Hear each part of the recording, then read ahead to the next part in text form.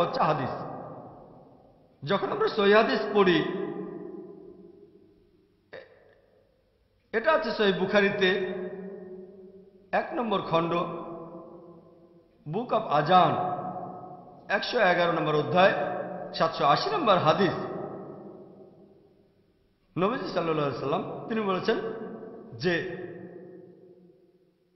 শব্দ করে আমিন বলো সূরা ফাতিহা শেষ হলে, শব্দ করে আমিন বলো, তখন তোমরা যদি ফেরেশতাদের সঙ্গে একই সাথে আমিন বলো তোমাদের অতীতের সব গুনাহ ক্ষমা করা হবে। পরের হাদিসটা সহিহ বুখারী 1 নম্বর খণ্ড, বুক অব আজান, 112 নম্বর অধ্যায়, 781 নম্বর হাদিস।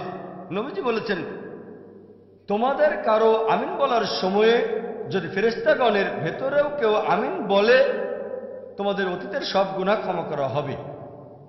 সহিহ বুখারী 1 নম্বর খণ্ড, বুক অব আজান, 113 নম্বর অধ্যায়, 782 নম্বর হাদিস।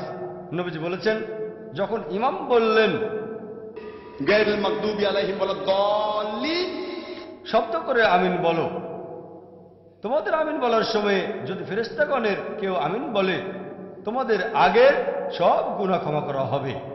আমি এখানে সহিহ বুখারী থেকেই 3টা হাদিসের উদ্ধৃতি দিলাম যে সূরা ফাতিহার শেষ শব্দ করে আমিন বলতে হবে। একইভাবে সহিহ মুসলিমে সব মিলিয়ে মোট 6টা হাদিস আছে। যদি সহিহ মুসলিম পড়েন 1 নম্বর খণ্ড, বুক অব সালাহ, 116 নম্বর অধ্যায়ের 811 নম্বর হাদিস থেকে 16 নম্বর হাদিস পর্যন্ত সহিহ মুসলিমে সব মিলিয়ে মোট 6টা হাদিস বলছে যে শব্দ করে আমিন বলতে হবে।